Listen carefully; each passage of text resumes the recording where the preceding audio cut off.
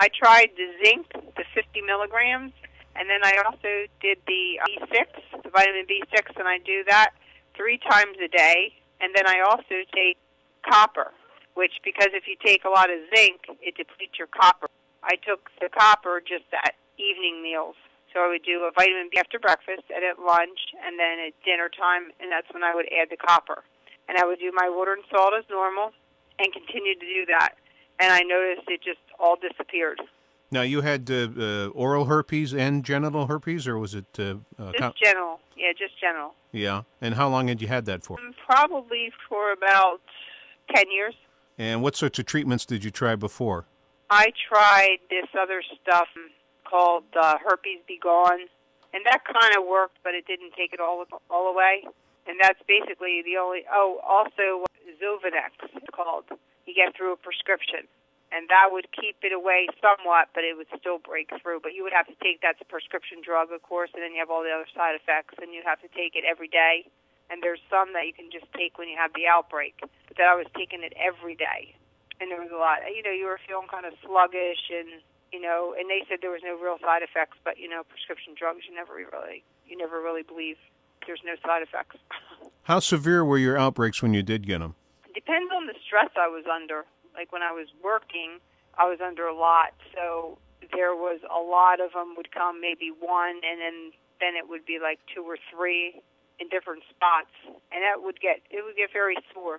And how long after you started doing the water and the salt and the other things you mentioned there did things work out and they went away? It probably didn't take that long. I'd say once I started doing it on a continuing basis, it probably took maybe...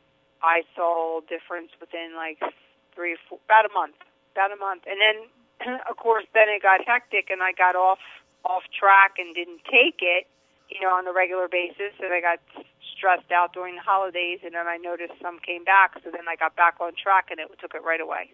It's gone. Any other side effects of doing the water and the salt regimen? No side effects. It's just that you have to find the right amount of salt for your body. Especially women, you know, it tends to be a little bit different. You have to kind of balance it out. Sometimes if you have too much salt and not enough water, you start to swell. So you back off on the salt.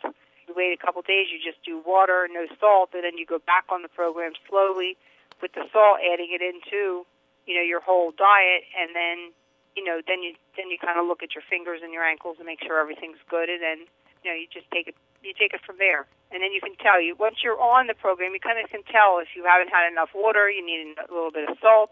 That's how I judge it with myself and my daughter. What other good things happen to you? What other good thing? More energy. All right. So any advice to anybody who wants to go on this program? Is there anything you should you naturally have to give up a lot of stuff, caffeine, chocolate, and alcohol, right? Yeah, you do. You have to give it up. I mean, like sometimes we all cheat, because I did. And then you notice a big difference when you do cheat, because the next day you end up either with diarrhea, which we don't ever want, and then you end up getting a headache from the caffeine. And if you do get the headache, I recommend you drinking 2 to 3 glasses of water, down them with some salt, and even try the orange juice with some salt and some sugar. And you just kind of see how your headache's doing, and if it isn't going away, put more water in you and put more orange juice, because the chocolate actually has, with the caffeine in it, has dehydrated yourself. And I know because I've done it. Not more than once, because we all, you know, decide, okay, we'll have a piece of chocolate now or then, and then all of a sudden, boom, that's what happens. And I actually don't drink caffeine in anything. I don't drink soda or tea or any of that. But I do know my brother-in-law, which is my sister's husband. He drinks a lot of coffee, and he's, you know, he believes in the water and salt because he actually does it, and it takes his headaches right away because he gets migraines. And my husband actually had spoken about that, and he does that now, and it's completely gone.